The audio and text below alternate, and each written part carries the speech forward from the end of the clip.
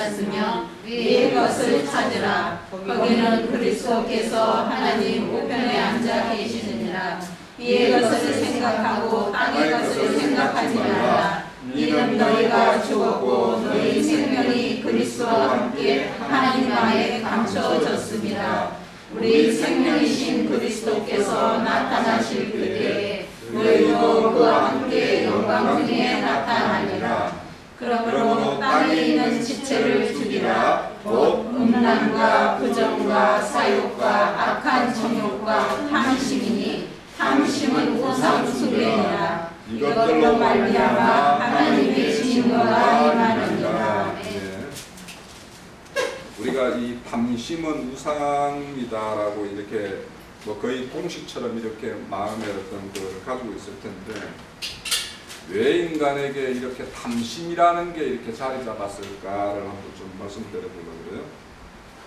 우선 여기 본문에 보면 이제 우리가 마태복음 21장에 오늘 포도원하고도 이게 관련이 있어요. 포도원의 농부들이 종의 어떤 그 세를 받으러 오는 종들에게 그 세를 안 주는 것을 한번 이제 뭐 때리기도 하고 이렇게 하다가 나중에는 이제 뭐 다 죽이기까지 했죠.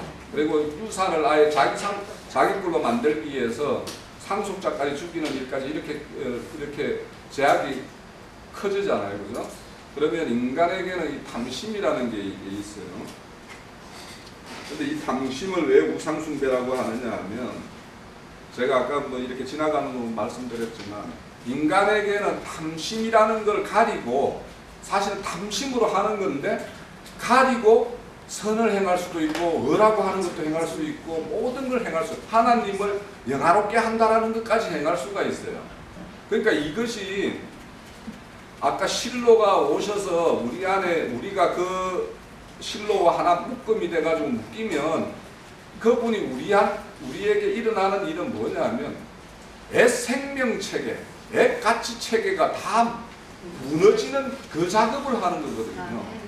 근데 그것이 무너지지 않은 상황에서 누구라도 세상 사람이 말하는 선, 우리가 말하는 선, 이런 선이라는 말을 다 할 수 있어요. 그러면 그 사람들이 그러니까 새롭게 하나님에 의해서 조성된 어떤 가치체계가 아닌 내 생명체계로 가지고 선을 행한다, 의를 행한다라는 것이 하나님에게는 되게 가증한 거란 말이에요. 지금 유대인들이 성전에서 행한 것이 그들이 하나님의 예법대로 행한다라고 하면서 행했는데 하나님은 그걸 가증하게 보고 있어서 성전을 폐하는 거 아닙니까? 그죠? 이와 매 마찬가지로 우리가 아까 찬양했듯이 무너져야 될 것이 무너지지 않은 상황에서 내 애생각, 애생명체계 가운데 내가 이 하나님 말씀이라는 걸 갖다가 이렇게 떡 붙여가지고 이게 뒤섞여 있으면 우리는 나는 성심을 다해서 하나님에게 드린다라고 하는 그것이 하나님으로 볼 때는 가증한 걸로 보일 수가 얼마든지 있다는 거예요. 그러면 여기에서 너희들이 저기 하늘에 속했으니까 이제는 이의 것을 생각하라. 땅을 생각하지 마라. 이렇게 말하는 거는 너를 잘 생각해봐라. 너 지금 땅의 것을 구하고 있는지 하늘에 구하고 있는지 이거 저기 언어로 보면 반어법이에요. 너가 지금 뭘 구하고 있는데 이렇게 묻는 거예요 지금. 그러니까 이거는 우리 신앙하는 모든 사람들이 하나님 앞에서 뭔가를 이렇게 영화롭게 한다라고 해서 나와서 뭔가 하고 있는 이것들이 정말 하나님을 영화롭게 하는 것인지 내 생각과 내 판단 가지고 나의 어떤 유의, 내 오름 그거를 이야기하고 있는지 잘 보라는 거예요. 여러분 인간에게는 왜 이렇게 탐심이 생겼냐? 이 탐하는 마음이죠. 탐하는 마음은 만족을 모르는 마음이에요. 그럼 이걸 우리가 다른 말로는 욕망이라고 해요. 그럼 욕망과 욕구는 달라요. 내 성경에 우리는 육체를 입고 있죠. 육체를 입고 있으면 배고프면 먹어야 돼요. 또 시간이 지나서 밤이 되면 잠자야 돼요. 이런 것들은 몸이 요구하는 거예요. 그럼 몸의 요구를 우리가 그 필요를 충족시키는 것을 하나님은 악하다고 생각지 않아요. 당연히 편안한 쉼을 가져야 되고 배고프면 뭔가 먹어야 되고 이러는데 이 배고픔을 이렇게 음식물을 취하지 않는 걸 일반교회에서는 이걸 금식이라고 이야기하잖아요. 그래서 얼마 전에 내가 우리 그 회사 직원이 열심히 해요. 교회에. 그 친구도 열심인데 그러니까 먼 길인데 그 김제니까 저 건부차하고 김제 하면은 이 교통이 나빠가지고 4시간 5시간 가야 되는데 일요일 날 안 빠지기 위해서 꼭 그 친구도 가요. 그래서 이제 그런데 막 금식을 이렇게 했다라고 그래. 그래서 난 새끼 굶어 보니까 야 그 힘들던데 하니까 자기는 일주일도 해봤다라는 거예요. 젊은 친구인데. 그래서 야 밥 굶는 거 그게 금식이라고 너 배우고 있지. 그러니까 당연하게 그렇게 배울 거 아닙니까? 근데 우리가 배우는 금식은 그게 금식이 아니죠. 먹어야 될 걸 배불리 먹어야 되고 먹지 않은 걸 먹지 말아야 될 걸 금하는 게 금식이잖아요. 그러니까 그게 이런 것들도 벌써 이제 그들의 어떤 용어상의 혼동체계에 있단 말이에요. 그러면 이게 왜 그러면 아까 욕구라는 거는 몸의 어떤 육신과 육체와 관련된 거예요. 그런데 이 욕망과 탐욕은 뭐와 관련되느냐 하면 생각과 관련이 있어요. 생각과 밀착이 되어 있어요. 생각이 탐하지 내 몸이 탐하지 않아요. 내 생각이 탐해요. 왜 탐하냐? 사람은 기본적으로 하나님하고 이렇게 그 신하고 결착이 돼 있어야지 존재할 수 있는 존재예요. 그런데 신을 잃어버렸어. 그러니까 신을 잃어버렸으면 아까 말한 대로 거기 공허란 말이에요. 그러니까 창세기 1장 2절에 공허라는 거는 참신을 잃어버렸기 때문에 공허한 존재예요. 우리 아담에 속한 사람들이 다 그런 공허를 가지고 있는데 그 공허를 채운단 말이에요. 인간은 다 그걸 채워야지만이 자기 스스로 만족이라는 걸 이렇게 채움에 의해서 자기 만족을 이렇게 챙기려고 그러는 거예요. 그런데 이 채워야 될 거는 잃어버린 그 신을 다시 채워야 되는데 다른 걸 채웠단 말이에요. 그걸 누가 채웠냐? 자기 자아라는 걸로 채워 있어요. 그러니까 그 자아의 충족을 요구하는 것들이 뭐냐면 이 탐심인데 이 탐심이라는 거는 항상 뭐냐면 비교우예요. 늘 비교해서 다 같이 배고프면 다 견딜만 하죠. 그런데 다 배부르게 먹는데 나 혼자 먹을 게 없어가지고 굶으면 그게 고통이고 힘들잖아요. 그죠? 그래서 인간이라는 게 항상 뭐냐면 절대적인 판단 기준을 가지고 있지 않고 아담은 늘 상대적이에요. 가인이 왜 아벨을 죽여요? 아벨의 제사도 안 받아주고 하나님이 2개를 다 거절했으면 가인이 절대 아벨 안 죽여요. 그죠? 그런데 아벨 거는 받아들이고 자기 거를 안 받아들이니까 상대적으로 자기는 박탈감이 되는 거죠. 그러니까 이 상대적 가치에 붙들려 있는 사람들이 늘 하나님을 돌아서고 배반을 해요. 왜 이 상대적 가치? 그래서 우리가 진리라는 것은 절대적이죠. 절대 가치잖아요. 하나님이 우리가 절대 가치로 받아들이지 않고 하나님을 상대 가치로 받아들이면 나는 언제든지 하나님을 버릴 수 있는 존재가 사람이에요. 그런데 우리가 추구하는 건 절대 진리여야 돼요. 그러니까 우리 참의 반대를 우리는 거짓으로 알고 있죠. 물론 성경에 보면 거짓 선지자들도 많이 나오니까 사실은 뭐냐면 참이라는 말은 헬라어나 히브리어로 찾아보면 실제라는 뜻이에요. 실제. 허상이 아니라는 뜻이에요. 그러니까 참의 거짓은 허상이지 거짓이 아니에요. 우리 그걸 명확하게 해야 돼요. 그러니까 내 안에 참이 아닌 허상을 가지고 있으면서 막 만족을 이루는 사람들이 너무 많다라는 거예요. 이게 뭐냐면 종교인들이 다 허상으로 채워져 있으면서 만족을 누리고 있어요. 그것이 우리가 이제 그들의 너가 가지고 있고 네가 지금 섬기고 있는 거는 참의 모습이 아니고 너는 허상의 하나님을 모시고 있다라고 이야기하다 보니 너는 저 하늘 어디 허공에 있는 그 하나님을 너는 기다리고 있는데 그분은 우리한테 실질적으로 말씀으로 우리한테 와 있는데 그런 걸 이제 말씀하시는 거거든요. 그러니까 이런 것들이 뭐냐? 하나님을 우리는 그분은 I am이라고 나라는 존재 있죠. 나. I am who I am이라고 그러죠. 하나님이 나는 여호와다 이 말이라는 게 거기에서 왔어요. 나는 절대자라는 거예요. 그런데 그 절대자와 내가 상대적으로 있으면은 뭐냐면 왕은 저쪽에 있고 나는 이쪽에 있어. 이것이 일반 기독교 신앙이라는 거는 저 하늘 허공에 어디에 계시는 분이고 나는 여기에 있는 거 있죠. 그러니까 나라는 존재라는 걸 하나님 속에다 이렇게 집어넣어서 나라는 존재 의식을 안 가지고 있는 게 뭐냐면 아들의 존재예요.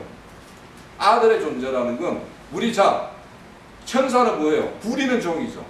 부리는 종이죠. 그건 종이에요. 그건 단순히 하나님과 뭐냐면 인격적 교류가 불가능해요. 그러면 하나님은 우리를 아들로 만들어서 하나님과 나를 하나로 묶는 거예요. 그래서 우리 여기 성경에 보면 후손 제라라고 하는 씨라고 하는 거 있죠. 씨가 같으면 다 하나로 보는 거예요. 이게 히브리인들은. 그러니까 하나님 아버지 나 이거는 분리되어 있는 게 아니란 말이에요. 그래서 아브라함의 하나님, 이삭의 하나님, 야곱의 하나님이라고 하는 게 다 이건 하나예요. 하나. 그러니까 내가 하나님과 분리되어 있는 존재로서 내가 단순히 섬겨주는 하나님이면 안 되는 거예요. 그러니까 우리가 이거 하나님을 잘 섬긴다 말도 잘 의미를 해석을 잘 해야 돼요. 하나님이 섬김이 우리한테 섬김이라는 것은 하나님이 너의 어떤 본 거는자라는 걸 알려주기 위해서 우리 땅에 와서 어떤 그 종의 모습으로까지 와가지고 우리를 이렇게 섬겨준다라는 것은 당신을 참 하나님으로 대접시키기 위해서 그 일을 한 거죠. 그죠? 그러면 우리가 하나님을 섬긴다라는 것은 그분과 나와가 내가 분리되어 있어서 별도로 이런 존재로 해서 내가 막 이렇게 섬겨주는 하나님으로 존재하면 안 돼요. 예? 그래서 내가 하나님과 나는 하나로 이렇게 결착되어 있는 이거여야지 우리가 이 교회에서도 부끄러움이라는 게 없어져요. 수치라는 게 없어져요. 자, 우리 선악과 먹었을 때 처음에 아담과 하와가 제일 먼저 딱 눈이 뜬 게 뭐예요? 수치라는 거예요. 왜 수치심을 가졌어요? 그 전에 아담과 하와는 아담, 너, 하와, 나 이렇게 분리된 존재가 아니었어요. 에덴 동산에서 선악과 먹기 전에는 하나였어요. 하나. 그냥 너나 나나 이게 너, 나 개념이 없었어요. 그런데 이 선악과 먹으면서 뭐냐면 분리가 돼버린 거예요. 하나님과 분리되면서 아담과 하와까지도 분리가 된 거예요. 왜냐? 아담 속에 하나님이 있었고 하와 속에 하나님이 있었으니까 그 하나로 하나가 된 거예요. 전체가 아담과 하와가 하나님과 하나가 됐는데 이 하나님이 떠나버리니까 아담과 하와까지도 이제 둘이가 별개의 개별 인격체가 돼버린 거예요. 그러니까 부끄러움을 알게 됐고 그래서 부끄러움을 가리기 위해서 이 무화과나무 잎으로 이 치마를 가렸죠. 우리의 신앙도 하나님과 하나가 안 되고 분리가 되면 이 분리된 정상으로 나오는 그 첫 번째 정상이 탐이라니까요. 탐심이에요. 그러니까 이 탐심을 버리지 않으면 우리는 늘 소유 개념으로 생각을 해요. 천국도 내 천국. 막 이런 식으로.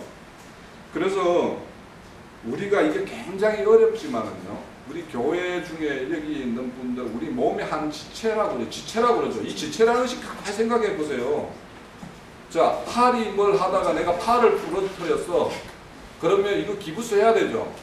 그러면 이걸 어디다 묶어놔야 되죠. 어디다 묶어요? 목에다 묶어야죠. 그러니까 팔이라는 지체가 이게 팔이 부러지면 목이 수고를 해줘야 되는 거예요. 누군가가. 네?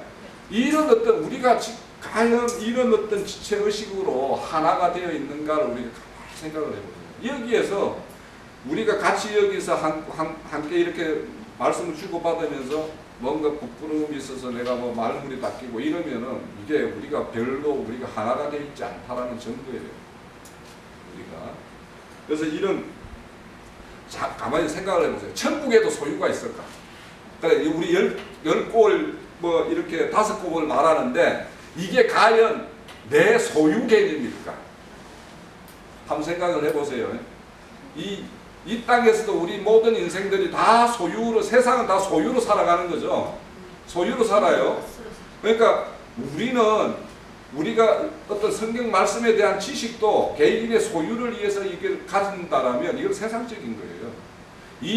내가 가지고 있는 성경의 말씀에 대해서 깨우친 게 있으면 이 소유를 우리 모든 지체가 같이 소유할 수 있게끔 전람을 해야 되는 것이 이게 기본인 거예요. 그래서 이 소유는 우리 모두의 소유여야 되고 이것이 내 개인의 내 어떤 지식으로만 소유하고 있으면 아까 뭐라고 그랬어요?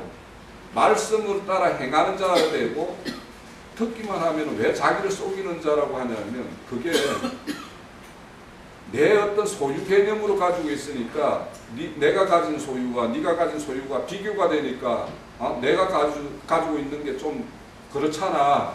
이래서 만약에 우리가 여기 와서 여기 전람을 못한다라면 이거 굉장히 문제가 있는 거예요. 우리가 이런 개념도 좀 인식을 해야 될 것 같고, 그러면 이 탐심이라는 거는 늘 그 우리 무저갱이라고 그러죠.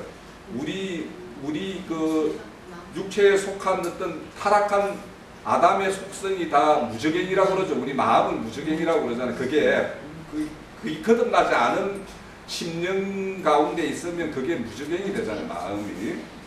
그러면 이 무저갱이라는 거는 뭐냐면 무저갱이 되면 항방 없이 결코 달려갈 수밖에 없어요. 세상 사람들이 끝없이 달려가고 뭔가 세상 사람 우리가 볼 때 가진 사람들 보면 저 정도 가졌으면 나는 이제 대충 이제는 즐기면서 살 것 같은데 저 사람들은 왜 저러지? 이런 싶은 사람들이 있죠. 그 사람들은 그 사람 세계에서는 자기가 채워지지 않는 거예요. 우리가 보면은 그것도 우리가 상대적인 개념인데 그들로 보면은 야, 저 정도에서도 만족 못하나? 여기 우리 저기 뭐 집에 재산이 한 1억 있으면 5억만 가지고 있으면 나는 배 째질겠다 이런 생각을 가지는데 그 5억 가지고 있는 사람들은 그렇지가 않다니까. 그런 것처럼 자, 내가 왜 이런 말씀을 드리냐면 우리 가치가 이런 상대적인 가치에서 좀 벗어나자라는 거예요. 절대 가치로 이렇게, 그러니까 저들도 어느 정도 진리를 말하고 있고 우리도 진리를 말하고 있지만 저기도 진리가 있지 않냐라고 하는 것은 우리 상대적인 개념이에요. 우리는 지금 우리가 비록 부족해서 상대적인 개념을 완전히 버리지 못했다 하더라도 우리는 절대 개념으로 뭔가 바뀌는 어떤 그걸 추구해야지, 우리 여전히 상대적인 개념을 이렇게 안고 있으면 결국에 그게 가늠하는 거예요. 그게 다른 게 아니에요. 가늠이라는 거 뭐 우리가 너무 이렇게 쉽게 생각할지 몰라도 가늠이라는 거는 그런 걸 가지고 있으면 그 기본 본성이 안 무너졌기 때문에 그거는 늘 언제든지 내가 좋아하는 걸 너 주겠다라고 그러면 언제든지 내가 그거 잡으러 갈 수 있는 소지가 있는 거예요. 그러니까 우리는 그 절대 가치를 채워야 된다. 자, 아까 내가 지나가는 말로 탐심으로 선도, 의도, 기도도 할 수 있어요. 네? 하나님을 찬양도 할 수 있어요. 탐심을 가지고. 이 탐심이라는 게 별거 아니에요. 아담의 속성, 내 기존의 가치 체계가 무너지지 않은 상황에서 이게 선 아니야, 이게 아니야, 이게 예배 아니야, 이게 찬양 아니야 말하는 거, 이것들이 다 탐심으로 행하는 거란 말이에요. 이게. 그러니까 우리가 그 탐심이라고 우상이라고 하는 걸, 탐심이 우상이라는 걸 대단한 뭔가 탐해야지만이 이게 우상숭배라고 생각을 하지 마시고, 내가 애생명의 어떤 체계가 딱 무너지지 않은 상황에서 아직까지 내가 상대적인 개념을 가지고 있으면 그것이 여전히 탐심에 잡혀 있고 그게 우상숭배다라는 어떤 그런 생각을 좀 가지셔야 돼요. 그리고 이제 제가 지난주에 그 기도에 대해서 말씀을 드릴 때, 기도라는 거는 하나님과의 어떤 교제고 영적 호흡이라는 말을 내가 드린 것 같은데, 이 기도라는 거는 하나님 중심과 내 중심이 만나는 거예요. 내 이런 지저분한 어떤 이런 행위가 만나는 행위로 가서 하나님한테 내가 몇 시간 기도 드렸잖아요. 이런 지저분한 거 가지고 가는 게 아니고 나의 진짜 중심. 지금 나의 중심이 뭔지를 다 각자가 생각을 해보세요. 내 중심은 여전히 나는 세상을 탐하는 어떤 그런 마음이 있는지, 그거 가지고 하나님 앞으로 가는지, 그러면 그런 사람은 그런 기도를 할 수밖에 없어요. 그러니까 기도라는 것을 통해서 하나님 중심과 내 중심이 만나서 이것이 하나가 될 때 우리 나귀의 목을 끊는다 그러죠. 목을 끊는다라는 것은 결국에는 내 애성분의 체계를 다 무너뜨렸는데, 그 무너뜨린 자리에 뭐냐면 하나님의 뜻이 임해야지. 아까 우리 찬양했던 것처럼 하나님의 뜻이 임해서 하나님의 뜻이 내 뜻이 되고, 그랬을 때 내가 아들이 되는 거예요. 내가 상속자가 되는 거예요.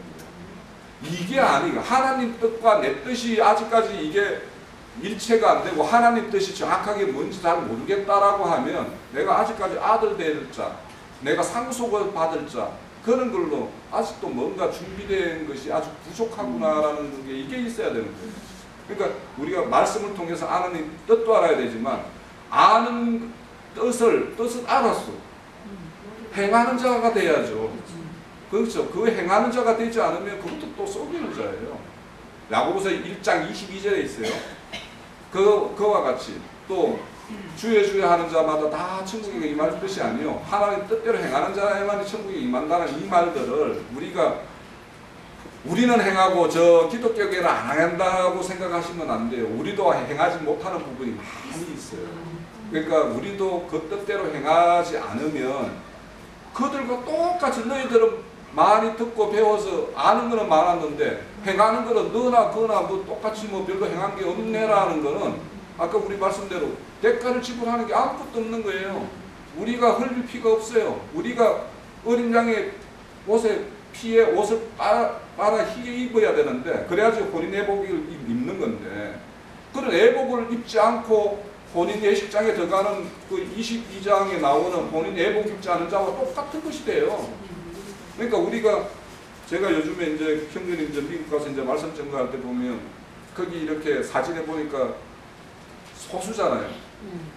저 이제 참 그거 보면서 형제님이 가지고 있는 이 말씀 세계에 비해서 형제님 이 땅에서 지금 이렇게 사역을 한 30년, 40년 이렇게 하셨을 텐데 어떤 자라고는 지금 우리 여기 예? 거기 미국에 있고 좀 있을 거란 말이죠.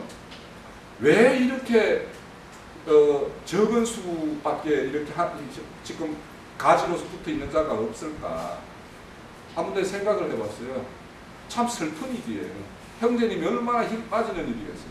예전에 저도 그래요.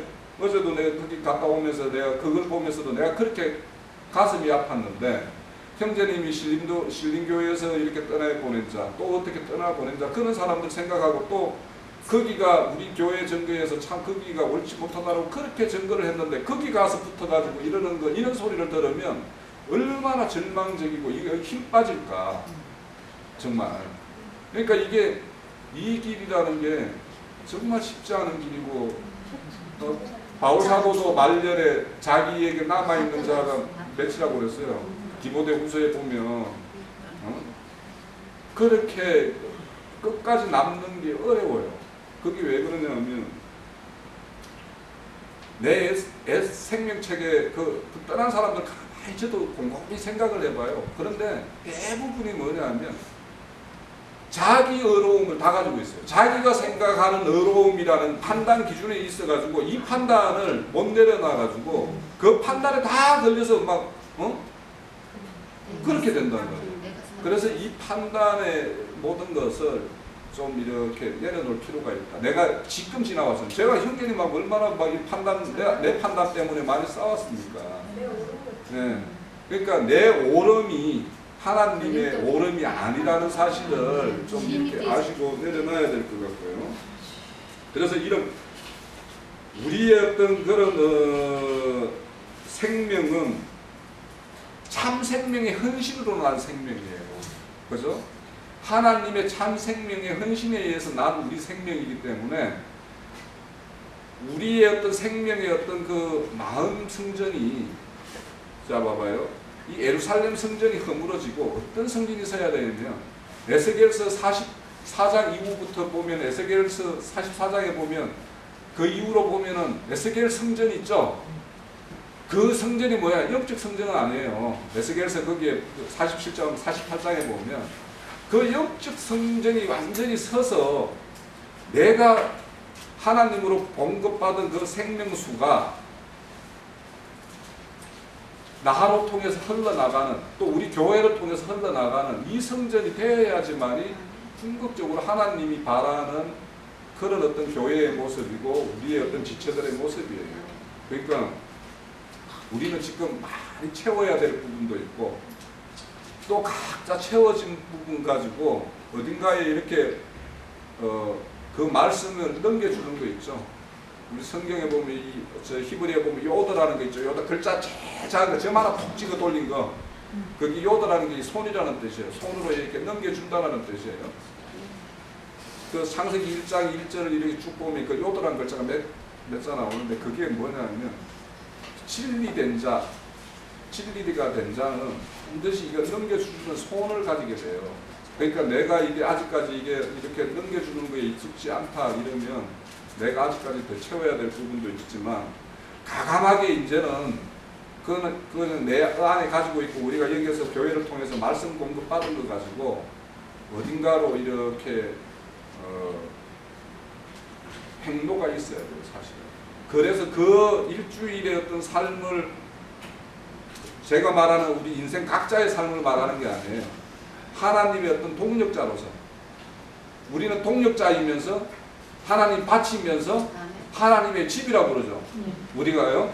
그러니까 우리는 밭으로서 하나님 씨가 이렇게 뿌려져야 될 존재이기도 하고 또 하나님의 동력자로서 뭔가 맡은 자, 포도원에 이렇게 농부처럼 맡은 자이기도 하고 그래서 내가 온전한 하나님의 집이 되어서 하나님이 내 집에 와서 나로 내 어떤 성전에서 신이 될 수 있는 그런 안식의 그런 존재가 되어야 돼요. 그러니까 우리는 이 세 가지를 다 충실해야 되지 내가 난 집만 되겠다, 나는 동력자만 하겠다, 나는 밥만 되겠다 이게 아니란 거예요.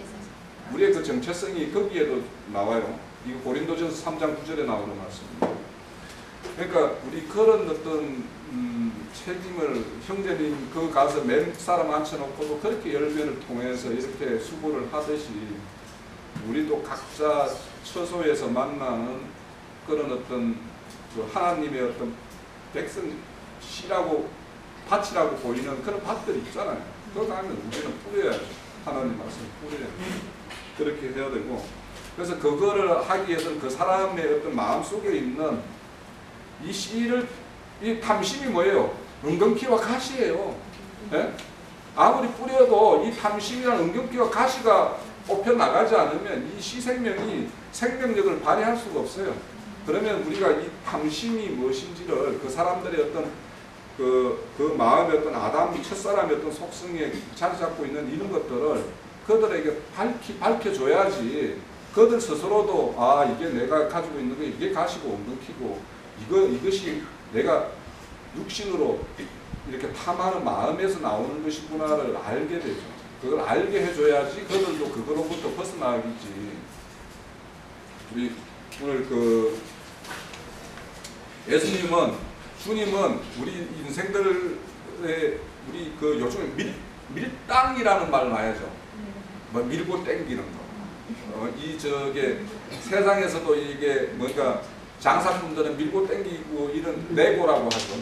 이런 내고를 협상을 잘 해야지 이게 이제 장사꾼이 되고 이제 사업으로 성공하는데 우리 아까 오전에 그 찬양처럼 우리는 우리의 어떤 하나님의 일꾼이라고 우리의 어떤 정체성에 대해서 오전에 예배 시작할 때 우리 찬양을 했잖아요.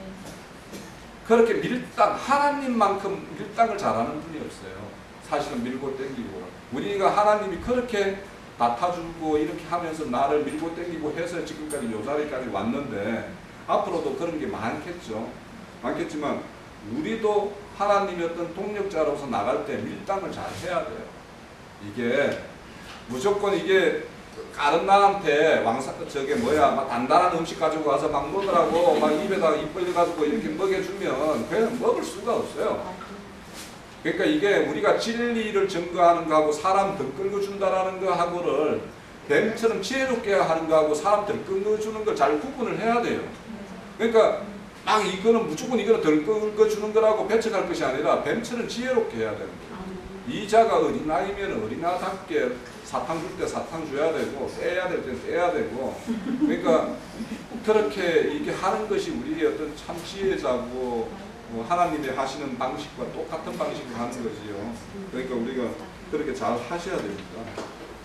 제가 이 탐심이라고 이야기하는 것은 왜냐하면 마태복음 21장에도 그 농부들도 그런 어떤 탐하는 마음이 있었기 때문에 하나님의 어떤 그런 말씀의 어떤 너 회개하라는 말을 못 받아들였잖아요.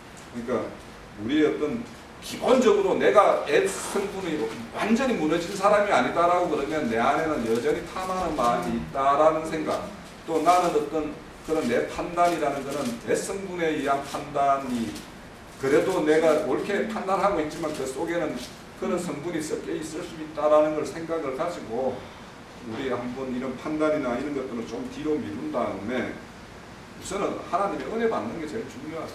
그리고 우리가 말씀을 전가할 때는 하나님의 은혜를 끼치는 게 제일 우선이지 뭐 그거 가가지고 막 너가 잘했네 못했네 막 이걸로 시작하면 그 사람들이 기다고 많은 거죠. 그러니까 우리 그렇게 하시고요. 자, 제 말씀 여기서 좀 줄이고 또 이어갈게요. 거죠. 제가 지금 와서 이제 저도 그런 과정을 겪었잖아요. 내가 형제님이 적당하게 했을 때 이놈 이거 더 이제 상대해 줄 수도 없겠다 해가지고 내쳤으면 저도 이제 일찍 내쳐가지고 다른 길을 갔을 수도 있어요. 미안한 괜히 됐을 수도 있어요. 그런데 제가 와가지고 많은 사람들 떠나간 사람들도 봤고 이어 와서 이제 제가 진리 가운데로 이제 뭔가 빛을 조명받은 이후에 떠나간 사람도 왔다가 간 사람도 내가 봤잖아요. 그러면 그런 사람들을 전체적으로 제가 이렇게 보면 저 형제님 말씀을 다 알지는 못하고 부분적으로 이 정도로 했는데 뭐냐면 결국에 떠난 사람들은 자기 판단에 이거는 아니다라는 이 판단을 먼저 이렇게 가지고 말씀을 취하는 거예요. 그러니까 이런 걸 취할 만한 거는 취하고 자기 생각을 내려놓지 못하는 부분은 계속 가지고 있는 거예요. 그래서 이제 그렇게 듣다 보면 어디라도요 내 생각을 가지고 있으면 한 2년 3년은 들을 게 있어요. 근데 그 다음에는 2년 3년 들으면은 늘 그 말 갖고 그 말 갖고 이래가지고 맛이 떨어져가지고 여기서 더 들을 수가 없어. 그러니까 그 예전에 저도 이제 오기 전에 전단계 교회에서도 이제 그 교회가 한 2년 넘게 있었는데 그 굉장히 지금 돌이켜봐도 굉장히 율법교회예요. 신흥 율법교회예요. 율법교회인데 그 교회에서 이렇게 2년 들으니까 어느 정도 이게 익으면 아까 꼭지가 누군가 따줄 정도가 됐는지 누가 딱 따줘가지고 거기서 내가 딱 이렇게 떨어져 나왔거든요. 그런데 지금 여기서 떠난 분들이 보면 제가 지금 돌이켜보면 형제님 말씀을 끝까지 알아듣지를 못했어요. 제가 그거를 참 발견을 많이 해요. 그래서 내가 저 친구들은 그런데 대부분은 뭐냐면 인간의 선함을 못 내려놔요. 네. 인간의 선함을 못 내려놔가지고 야 이것도 선이고 그러니까 어떤 한편으로 보면 모든 걸 선하게 해석해 보려고 하는 그런 마음은 좋아요. 뭐 그건 꼭 나쁜 건 아닌데 그것이 하나님의 참 진리를 이렇게 가리는 이런 가림막 역할을 해가지고 그분들은 곳까지 온 거예요. 곳까지 온 거고 저희들도 이제 앞으로 이렇게 가다 보면 여기 있는 사람이 끝까지 남아야 될 텐데 근데 이제 얼마나 이제 남을지는 이제 모르겠어요. 근데 이제 제가 이제 이렇게 요즘에 이제 증거를 미국에서 하는 증거를 처음에 가서 한 증거부터 꼭 이 미국 증거를 나는 이번에 꼭 들었으면 좋겠어요. 다들 이렇게 특히 편인계님 꼭 들으십시오. 왜냐하면 거기에 가장 쉽게 설명을 해놨어요.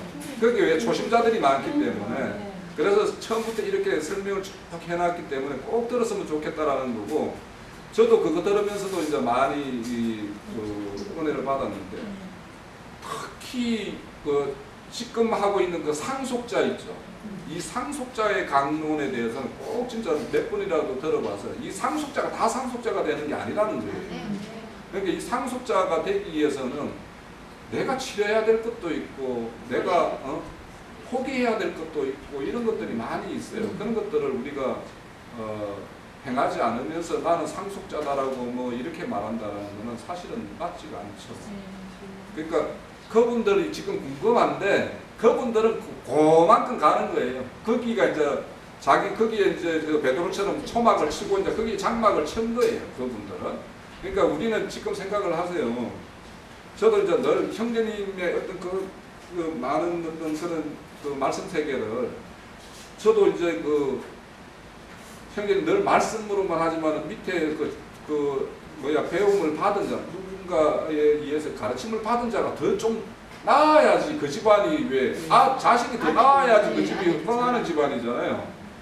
그래서 저도 형제님의 어떤 그걸 빨리 좀 이렇게 하고 싶은 생각이 없지 않아 있어요, 사실은. 왜냐하면 그게 내가 형제님을 위해서 형제님의 뭔가 이 멸류관이 되고 우리 다가 멸류관이 그렇게 되는 거 아니에요. 근데 형제님이 말씀을 막 이렇게 많이 가지고 있는데 지어놓은 농사가 이렇게 비쩍 마른 이런 것들만 나오면 형제님이 거기 가서 무슨 낫으로 이렇게 저 주님을 보실 거예요. 그러니까 저는 그런 책임도 있고, 그리고 이제 다들 그런 책임의식을 가져야 되고, 또 여기 이제 우리 대가 요렇게 있는데 우리 밑대가 이제 또 나와야 되는 게 이제 형제님의 어떤 마음의 고생도 그런 것들을 이제 염두에 두고 했을 뿐더러 우리 밑에도 이게 젊은 친구들이 많이 와야 되는데 이제 안 오는 거 봐서는 하나님의 때가 진짜 이제 다 돼가는가 보다 이런 생각을 저는 개인적으로 해요. 네? 이게 하나님의 말씀의 시가 있는데 이게 여기서 딱 끊게 하는 게 하나님의 뜻은 아닐 거 아니에요. 그런데 만약에 우리가 우리 대 이후에 젊은 친구들이 안 온다. 그러면 이거를 우리는 이게 이제 완전히 말세의 어떤 증거다라고 생각을 하셔도 저는 무방한 거 아닌가. 그러면 이제 우리는 우리의 멸류관은 뭘까 이런 것도 이제 좀 생각을 하게 되죠. 그래서 그런 것도 좀 한편으로는 형제님이 하면서 답답한 것도 있었겠지만 우리 다가 이런 답답함도 또 가지고 있어야 되는 거예요. 근데 저는 이제 지금 이렇게 말씀드린 거 하면 지금 지체들보다 더 빨리 깨닫고 돌아올 그런 마음이 이상하게 저한테는 그게 있어요. 이 육신에는 답답하죠. 젊은이들은 점심만 먹고 싹 가버리고 말씀을 듣는 건지 그냥 손님으로 와서 앉아놓은 건지 이러면서 겉으로 보기는 그렇지만 믿으면 들으면서 나니까 어쩜 듣고 있으면 나중에 빛비춰서 주님 깨닫게 해주시지 않을까. 주님이 처음부터 저한테는 어떤 걸 주시냐면 이게 된다 라고 전에는 육신의 것 뭔가 기도해놓으면 주님 이루실까 끝난 그런 믿음이 아닌 주님의 세계 안에서 우리가 주님 뜻대로 기도하면 들으시잖아요.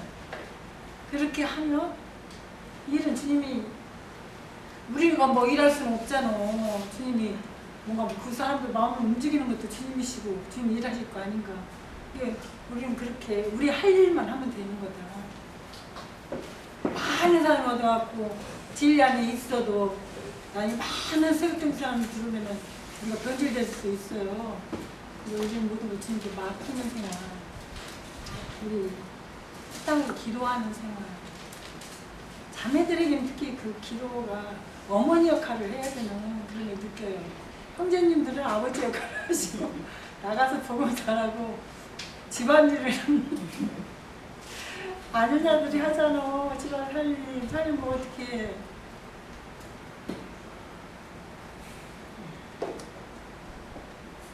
무너뜨리려고 무너뜨리려면 우리가 이렇게 할 수밖에 없어. 뭘 이제 한 면에는 장비해야 되고 한 면에서는 분별시켜야 되고 한 면에서는 그들이 타락된 어떤 것을 보여줘야 그들한테는 우리의 어떤 진리를 장비한 것을 그들에게 어떤 것들을 틀린 것을 봐야 그들에게 와서 그렇게 증거해 줄 수 있으니까 여러모로 다 이제 필요한 거죠. 소망을 가집시다. 그런데 이제 우리 형제님 같은 경우는 젊은 날에 이제 이렇게 말씀을 깨우쳐서 일찍 이렇게 사역을 했는데 이제 우리 여기 이제 젊은 우리 그 부부들 저 나이에 저는 이제 나 같은 경우에는 이런 말씀과 아무 상관없는 삶을 살았었거든요. 그러니까 지금도 전 친구들이 지금 이 말씀을 듣고 들을 수 있다라는 것만 해도 앞으로 뭐 소망이 있죠. 그리고 이 말씀이라는 것은 신앙생활 몇십 년을 한 사람도 못 알아듣고 그래서 여기 완전히 못 들어오는데 기대하는 바도 있어요. 때가 되면 또 이대로 다시 우리 저기 대전에서 오신 교회 어떤 문제들을 많이 발견하고 좀 사역에 있어서 좀 많이 이렇게 힘든 부분 이렇게 많이 이렇게 이제 어떤 것을 어떤 장애를 뛰어넘고 새롭게 이제 나갈 수 있는 뭔가가 이제 중간에 마치 가로막혀 있다라는 그런 생각이 사실 요즘 참 많이 들거든요. 근데 아까 오늘 뭐 이런 얘기 하려고 온 건 아니고 갑자기 이제 홍현재님이 이제 저희들한테 이제 맡겨준 각자에게 맡겨준 그런 어떤 그 동역할 부분 그리고 아직 뭐 나오진 않았지만 보이지 않게 이제 우리가 서서히 무언가가 이제 주님의 집에 이제 후반될 수 있는 그런 것들이 있어야 되는지 아직 이제 가시적으로 이렇게 눈에 보이지 않기 때문에 좀 저도 이제 좀 마음이 좀 그런데 제가 이제 잠깐 이제 그 사도행전 그 19장에 나오는 그 두란노 서원에서 그 바울 사도가 매일같이 그 강론하는 그 부분에 대해서 이곳에서 그 주님의 말씀이 힘이 있어 통함하여 세력을 얻었다가 이렇게 말씀하셨거든요. 그래서 이 상황이 어떤 건지 그 홍영자님을 통해서 한번 듣고 싶습니다. 19장 내용이거든요. 에베소 교회에서 그 바울 사도가 3년간 머물렀는지 그쪽에서 서원에서 그러니까 요즘으로 얘기하는 어떤 학당인지 이제 도서관인지 어떤 그곳에서 이제 그러니까 지식인들이 많이 모이는 이제 장소였겠죠. 네.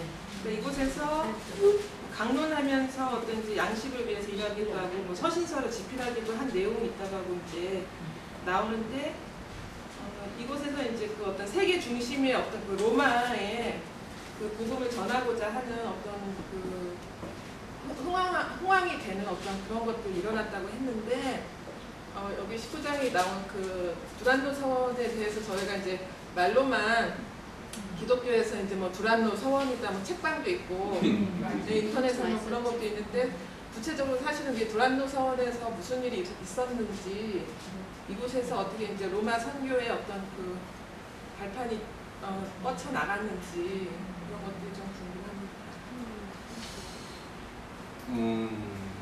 제가 뭐 답변을 드리기에 조금 준비를 해야지만 이제 말씀 좀 증거가 온전할 것 같은데 이런 거예요. 이 두란노 서원이나 이런 것들은 예전에 이제 주님이 이렇게 해당에 가가지고 말씀 전도를 할 때는 오늘날 이런 교회처럼 일방적으로 말을 하고 밑에는 막 이렇게 듣고 이렇게 가는 것이 아니에요. 그러니까 이게 우리 가끔씩 이렇게 보면은 최근에 이제 내가 가끔씩 보는데 뭡니까? TVN인가 해가지고 유시민 작가도 나오고 몇 명이서 여러 개 가지고 왜 썰전. 썰전 말고 무슨 잡학 있잖아. 네. 있죠? 그러면 거기 사람들이 각자의 분야예요. 그죠? 그 사람들이 다 다른 분야야. 그런 다른 분야였는데 어디 한 군데를 여행을 가가지고 거기에 관련된 이야기를 막 서로 이제 자기 관점에서 이야기를 하는 거예요. 그래서 이제 이게 두란노 서원이나 이런 데 서원에서 공부라는 거는 이제 우리 유대인들의 교육 방식이 그렇죠. 다 토론식이죠. 그렇죠? 토론식을 하고 이렇게. 그러니까 우리가 이제 인원이 돼야 되는 거예요. 사실은. 그러니까 우리가 형제님하고도 이렇게 좋은 이렇게 가르침을 받으려면 형제님이 이제 막 이렇게 한 시간씩 제가 막 이렇게 20분, 30분 하듯이 이런 식으로 하는 게 아니라 그때마다 이제 그 토론 주제를 가지고 막 이렇게 그러니까 그게 이제 그렇게 되려면 거기에 참여하는 사람들이 일정 수준이 올라와야 돼. 이게 아닌 것이 막 이렇게 하면 아주 초보적인 거 하면은 이게 이제 이야기하다 보면 너무 이제 너저분한 이야기가 돼버려요. 그러니까 이게 집중적이고 이렇게 하려면 만약에 이번 주에는 부활에 대해서 한번 이야기해보고 싶다라고 하면 부활에 대해서는 막 이렇게 각자가 이렇게 준비해 오는 거예요. 그러면 준비하다 보면 질문도 있고 내가 깨달은 것도 있고 이럴 거 아니에요. 그러면 깨달은 거는 나는 이렇게 생각하는데 뭐 이렇게 하다 보니까 또 어디 가서 막히는 게 있잖아요. 그러면 이 부분은 좀 뭔가 좀 앞뒤가 좀 안 맞는 이런 내용이 있더라. 그러면 이런 것들을 가지고 이제 각 공개적으로 막 이렇게 변론을 하는 거죠. 그러니까 예루살렘 성전에서 주님이 올라가서 12살 때부터 가서 변론한 것도 다 이런 방식이에요. 그러니까 이게 참교육이죠, 사실은. 우리나라 어떤 교육 방식이 늘 앞에서 주입식으로 막 이렇게 하고 밑에서는 이제 이렇게 받는 이런 식이 되다 보니까 이제 문제인데, 그러니까 이걸 하려면 이렇게 토론을 할 수 있는 사람이 몇 사람이 돼야 되는 거야. 내가 보는 관점, 내가 보는 관점 막 이게. 그래서 이제 그렇게 하면은 이게 짧은 시간 내에 그러니까 최고키 그러니까 이렇게 채울 수가 있어요. 각자가 이게 보면은 제가 이제 가끔 이렇게 보다 보면 이렇게 이런 게 있어요. 내가 제가 가끔씩 이상으로 볼 때 뭐냐면 옷천 짜는 것처럼 내가 말씀이 이렇게 내가 뭔가 받아들이고 정리할 때 보면 옷이 직조되는 느낌으로 내가 받을 때가 많이 있어요. 근데 어떨 때는 보면 뭔가 좀 실밥이 빠진 것처럼 매끈하지 않은 느낌이 있는 듯한 이런 느낌이 있어요, 제가. 그러면 이 부분은 거기는 수선을 받아야 되잖아요. 그죠? 온전하게 되려면. 그런 것처럼 그런 부분이 있는데 이게 이제 그런 것들 예전에는 초보일 때는 그런 걸 마음으로 가지고 있으면 이 부분이 궁금합니다라고 이렇게 마음을 가지고 있으면 진짜 3일 내에 거의 답을 얻었어요. 뭐 말씀을 통해서든 다른 어떤 뭐 이렇게 뭐 자연 환경을 보면서 이렇게 오시던. 근데 이제 그게 이제 직접적으로 말씀을 이렇게 같이 나눌 수 있는 사람이 있으면 같이 나누고 이렇게 하다 보면 이 폭이라는 거는 비한 그 수준으로 늘어나가는 거예요. 그러니까 가끔 보면 형제님은 다 알고 있는 것처럼 증거를 하시는데 내가 볼 때 저거 아는 사람 별로 없는데 싶은 게 많은 거야. 그러니까 제가 보면 그래 옆에서 봐도 저도 저 부분 처음 듣는 거고 저게 생경한데 이런 부분이 있어요. 근데 앞에서 가르치는 사람은 내가 말을 했기 때문에 알려줬기 때문에 잘 할 거라고 생각해. 이게 선생하고 학생하고 이제 그 괴리감이에요. 그리고 또 이게 특히나 앞에 가르치는 분이 말씀이 풍성하고 뭔가 이러면은 더 그런 생각을 가지기가 쉬워. 아니 내가 이게 조곤조곤 우리 형님 같이 얼마나 조곤조곤 이렇게 막 이렇게 해요, 그죠? 아니 마태복음 21장 가지고 이거 가지고 강론을 지금 몇 시간 했어요, 지금? 네? 이렇게 할 수 있는 게 이렇게 할 수 있는 사람이 없어요. 그러니까 이렇게 조곤조곤하게 해줬기 때문에 다 알아들을 거라고 생각하는데 또 이렇게 조곤조곤 하면은 세밀한 부분이 있는데 그럼 각자가 이게 안에서 정리가 돼야 되거든. 내가 요약을 해야 돼. 뭔가 한 40페이지, 50페이지 이렇게 그 강론집을 이렇게 주면 내가 한 두세 페이지로 정리를 해가지고 있어야 돼요. 그래야지 내가 어디 가서 이걸 그 정리된 내용을 기초로 해가지고 내가 누군가에게 이렇게 전달을 할 수가 있는데 이걸 내가 50페이지를 그냥 정리 안 돼가지고 가 있어. 그러면 어디 정리하려면 막 앞이가 막 이게 정리가 안 되는 거야. 그러니까 이제 한편은 이제 형제님이 이렇게 하면서 뭐냐면 중간 정리를 쫙 해줬으면 좋겠다라는 생각이 제가 있어요, 사실은. 그래서 어떨 때 보면 이제 성경책 한 걸 가지고 이렇게 20시간, 40시간 이렇게 하는 것도 굉장히 좋지만 여기에서 말씀하는 핵심을 쫙 추려서 한두 시간만 여기서 전하고자 하는 앞뒤 문맥상 흐름이나 이런 걸로 쫙 정리해서 이렇게 주지 않으면 듣기는 많이 들었는데 내가 막 정리 별로 내가 마태복음 21장 지금 한번 생각해 보세요. 21장부터 지금까지 막 거의 끝나갔는데 예루살렘 성전 들어가서부터 지금까지 이제 막 이런 이야기를 해보면 내가 뭔가 듣기는 뭐 40시간 들었는데 내가 전가하려면 10분, 20분도 힘들걸요, 그죠? 그래요. 그런 것처럼 이제 이런 토론을 하면 내가 궁금한 걸로 계속 거기로 이렇게 질문을 엮여갈 수도 있어.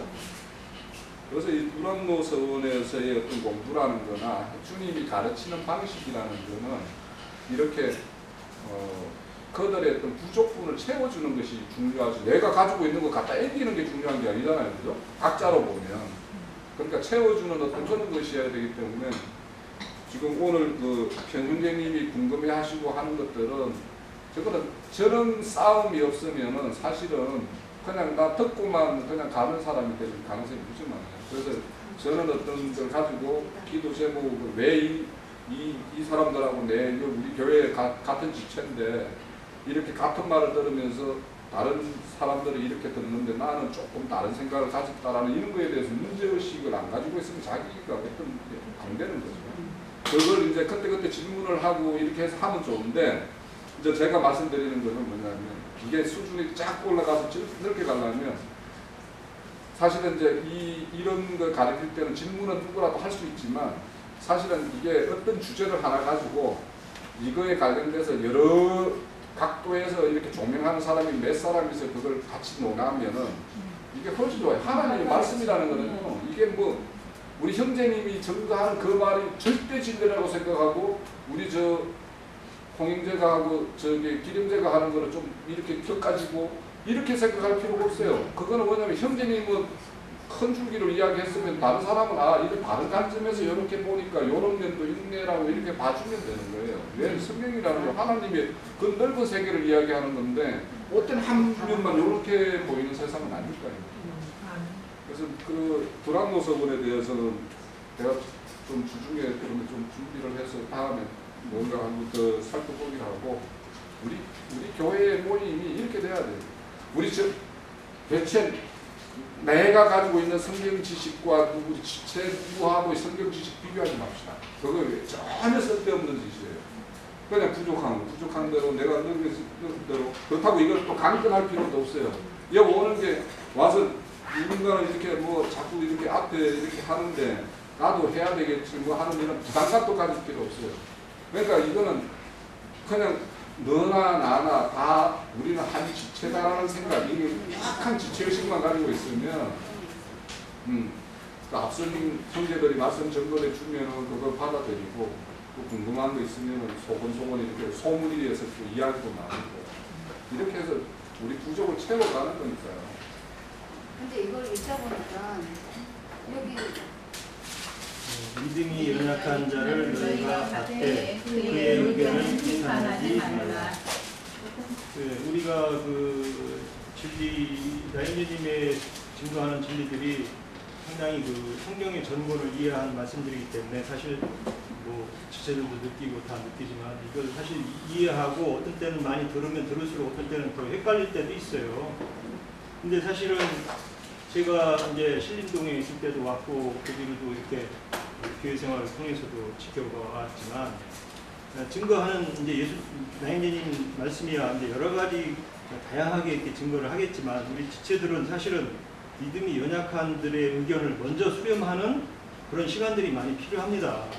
제가 여기 와서 물론 이렇게 사람을 세워가지고 저기에서 이렇게 실족하는 그런 경우도 많이 봤지만 믿음이 연약한 사람들의 의견을 자꾸 피력할 수 있는 공간과 시간들을 마련해 줘야지 어떤 그냥 이렇게 집회하는 지체들이 너무 많은 시간을 이렇게 하려 하면 연약한 사람들의 그런 아무리 좀 맞지 않지만 그런 말들을 들어주고 그런 말씀 속에서 증거되는 말씀 속에서 지금 기독교인들이 다 그런 상태의 믿음이란 말이에요. 자연스럽게 그것이 다시 증거가 되는 거죠. 그런 공간들을 우리가 마련하고 그런 토론을 가지고 서로 짧게 얘기하면서 이해를 갖는 시간들을 가져야지 지체들이 그냥 계속 어떤 자기의 증거 시간으로만 너무 이렇게 나가면 뭐 다른 사람들은 그냥 왔다가 그냥 가는 거예요. 우리 집회의 그런 의도를 많이 좀 배려를 해야 된다 저는 이렇게 생각합니다. 그래서 믿음이 연약한들의 의견들을 존중해줘.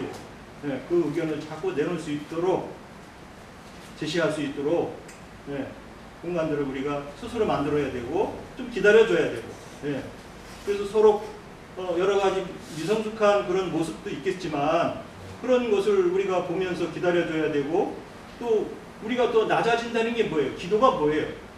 그런 사람들을 지켜주고 기다려주고 변화를 바라고 우리가 그렇게 해야지 뭐 어떤 글쎄 기도라는 게 어떤 뭐 여러 가지 내용이 기도가 있겠지만은 사실은 우리가 지체 생활에서 주님이 오신 연약함을 다 국률되게 참아준다는 그런 뜻이 많이 있거든요. 그런 부분을 우리가 간과하면은 막연히 기도라는 개념의 하나로 개인의 의견으로 개인의 사고로 갈 수 있다. 말씀에 근거한 기도가 돼야지 말씀에 입각한 진리들이 선포되고 그것이 주님의 기도지 어떤 개인적인 사고에 자기 의견을 피력하는 것은 말씀에 근거하지 않으면 다른 개인의 사견이 있을 수 있다 저는 생각합니다. 네,